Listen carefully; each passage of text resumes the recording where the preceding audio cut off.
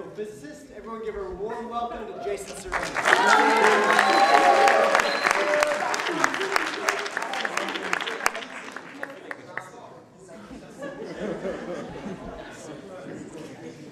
Hello, everyone. First of all, I'd like to say that I'm very honored to talk to you today about my scientific research, a theory of everything. So my presentation requires that we do an extended dimensions exercise to familiarize ourselves. Right, so can you please stand up? And, right. Put your arms, stretch your arms upward. Stretch your arms forward. Then stretch your arms sideways. Okay, then you can put them down. Good, you can sit down. You've just learned about 3 of the 11 dimensions of nature. Right, so M theory, a theory of everything. A theory of everything doesn't mean that M theory will be able to find the cure to cancer or make us be able to time travel. But it does mean that it will be able to provide a framework by which we can know whether these things are possible or not. So what inspired my research is that physicists have always been wanting to be able to describe physical interactions through a set of principles and equations. And it all started with Isaac Newton, who formulated his laws of gravity and the equations of motion. So the importance of these we can see in things like mechanics and rocket propulsion, which KK will enlighten you about. But Newton didn't really understand what gravity meant, and he faded, still not being able to bring electrical understanding into every physical interaction that happens. So in popped in James Clerk Maxwell. And James Clerk Maxwell formulated 4 surface integral equations that basically give rise to the electromagnetic theory in physics. And today can be applied in modern devices such as computers and everything that has to do with electricity and magnetism. Also, these very equations are still being used to try to create light that can be bent. And still we see how much we can get out of just a few equations that don't exceed the length of a paper. Then James Clerk Maxwell was not able to unify his electromagnetic theory with Newton. The work all came to Einstein. The Jew physicist blended in the two, and he came up to a stunning and remarkable conclusion about what gravity really is. And he redefined space as this flat fabric whereby gravity is the deformation formed when a mass sits on it. And in that sense, it was thought that all was good, and physics could describe everything. But at the same time, technology was developing. And what this means is that when technology develops, scientists are able to probe deeper and deeper lengths, and quantum mechanics emerged. And unfortunately, quantum mechanics disagreed bitterly with what Einstein had to say. So Einstein faded without achieving his dream, and in popped me. I'm kidding. All right. So, okay, let's see where this incompatibility between Einstein's general relativity and quantum mechanics, where it really lies. That's a real mouthful. It lies in the renormalizability of general relativity. So let's break it down, of quantum gravity, right? So let's break it down. Quantum gravity means quantum theory and general relativity blended together, right? So in nature, there are 4 forces. There's the strong force, there's the weak force, there's gravity, and there's the electromagnetic force. So when quantum mechanics was binded to the electromagnetic force and the weak force, scientists got a quantum field theory called the electroweak theory. And they defined some parameters in order to achieve this. So defining those parameters and achieving that quantum field theory is what we call renormalization. So they did the same with the strong force, uniting the strong force with quantum mechanics and getting a field theory called quantum chromodynamics. But when they tried to unify quantum mechanics with general relativity, that is the theory of gravity, too many parameters needed to be set, hence the theory was called non-renormalizable, right? So the thing is, if these two, general relativity and quantum mechanics, clearly do not want to be together, why do we want to force them to be together? The question is, if we do not know, if we do not marry these two together, we won't know what happens in such things as black holes, because at black holes, which are regions in space that are so dense that they attract all nearby objects, virtually swallowing them.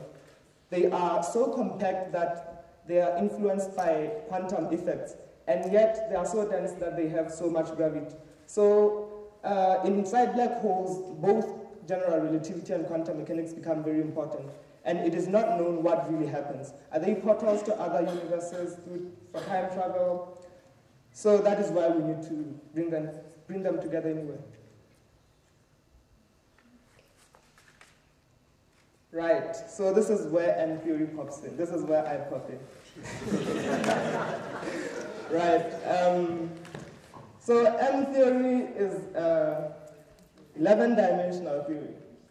And to demonstrate what I mean by 11 dimensions, in addition to the 3 dimensions, that is the 3 extended dimensions that you familiarized yourself with, there exist 6 more curled up compact dimensions, and a time dimension, and another unifying dimension of M theory. So imagine this to be a universe of beings that exist on it. So this universe is how many dimensions? 1-dimensional.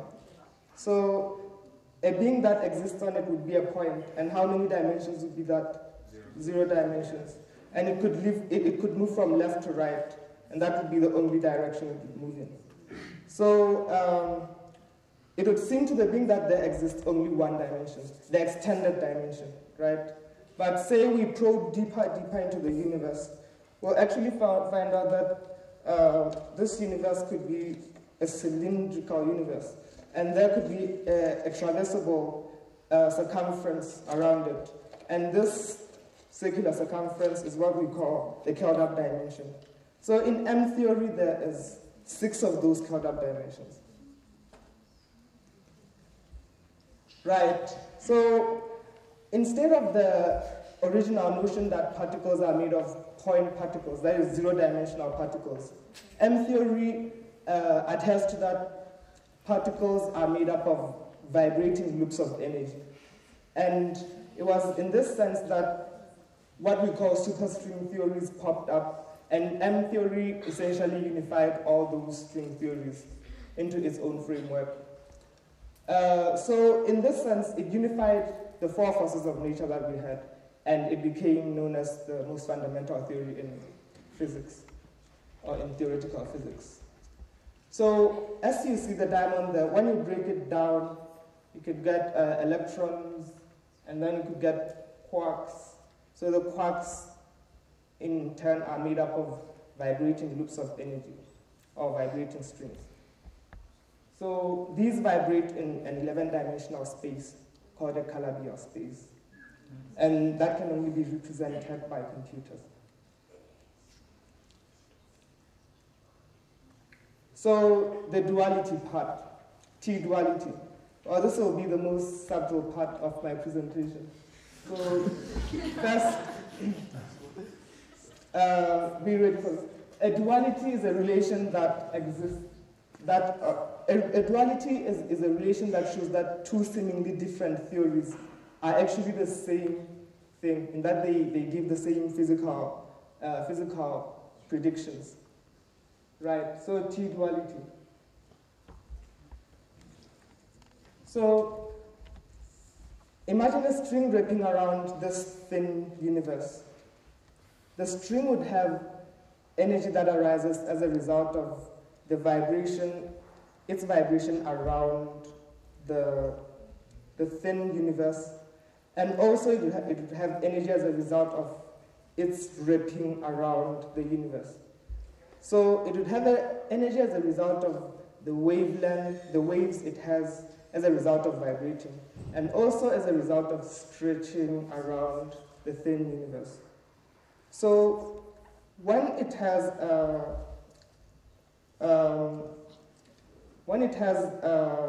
this universe is thin, then the difference between, then its vibrations, the wavelengths of the string will be closer because of quantum effects as it becomes, as the string is smaller. So as a result, it will have more vibration energy, right? But because the string is thin, the energy as a result of the winding will become less, right? Because the string is thin. Therefore, the vibration energies from one vibration energy to another when we wrap it again would be widely spaced, the difference in vibration energies. And also with winding energy, they would be closely spaced because the difference would be small in that the winding energy is already small in the thin universe, right? Right. So we come to the big universe. So with the fat universe, the string would require more winding energy around the cylinder. Why? Because the cylinder is fat and it stretches more, right? So the energy spaces between the winding energies would be greater. And with vibration, because there are less quantum effects, the wavelengths would be broader and there would be less energy. So there would actually be less, it would actually be less spaced. Right. So these two effects cancel each other, if you followed me very well.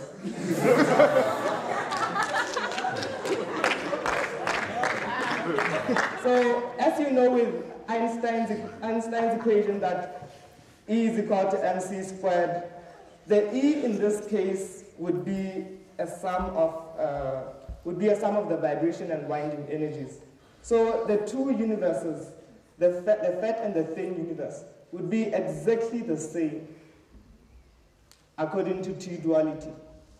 So as general relativity is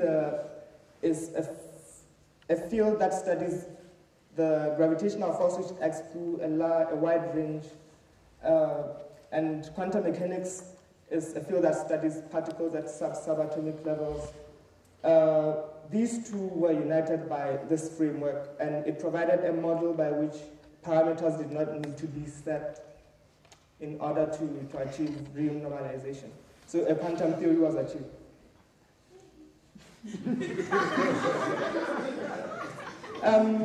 But limitations.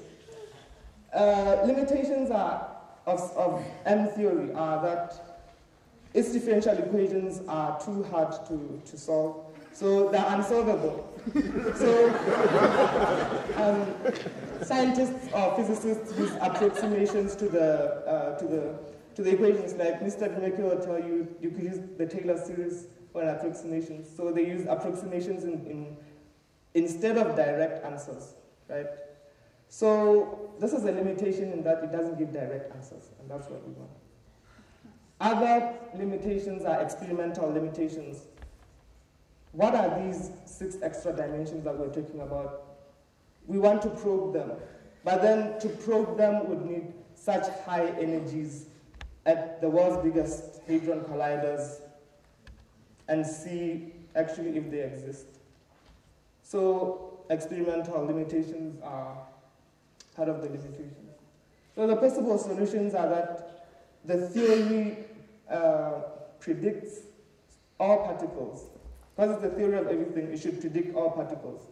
So there are some particles that it predicts that we have not as yet observed. So the thing with proving it would be to try to discover these particles that it predicts, but yet have not observed. And this would be an indirect way of proving it, and it could be done at the Large Hadron Collider in CERN, Switzerland, and France. Sorry. Okay, predictions of M theory. One reason I'm very fascinated about this theory is that in addition to seeing that as you move to more complex theoretical physics, you're able to use the equations of these theories to create more modern devices or modernize technology.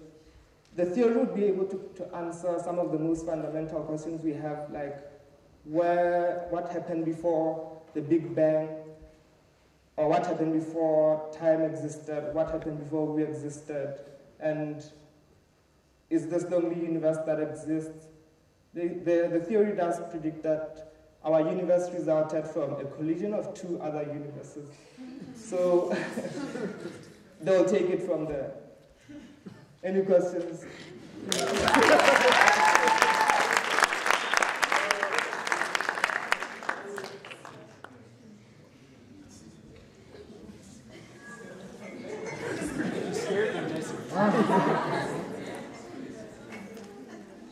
Come on, guys. With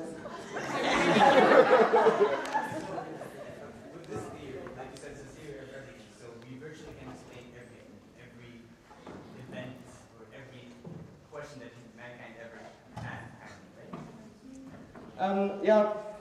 With that, I said that the theory would be able to predict or explain physical interactions. So it would provide the most fundamental knowledge we have, or deepest knowledge we have about our universe. So as you go to things like chemistry then biology, things become more complicated, so it actually takes time to find your way around them. Right? Wait, second part of the question. Mm-hmm. Wouldn't that have, if this theory would ever get proven, wouldn't that have religious repercussions, as in, if humankind is not marveled at the world as they were before, they would, I don't know, concepts as God would cease to be as common place. Well, I don't know for other people, but for me,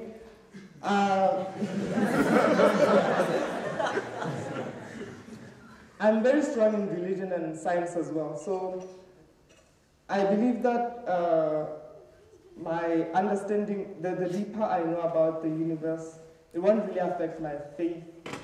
So it depends on what kind of scientist you become or what kind of person you believe, or whether you believe in facts in a religious way. I don't know. But these are just science. It's science. It's prone to changing. It's not like religion, right? Okay, Jason, you talked of two universes, right? You start with the smaller one, then the larger one. And you say that if you look at them, essentially they add up to almost the same thing, right? It's more or less the same thing. Is that what you said? Yeah. So actually, a universe of r length is the same as a universe of 1 over r radius. That is. Okay. Yeah. Cool. And then you said that the M theory is trying to unite quantum mechanics and general theory of relativity, like you said. And you said quantum mechanics is the theory of the small, and then like subatomic, right? And then general relativity is like a larger thing. So, is the M theory also saying the same thing as that quantum mechanics is more or less the same thing as general theory of relativity? That's the part I didn't get you very well. Are they like the same thing? One is just a smaller thing, just like you said, R is 1 out of R.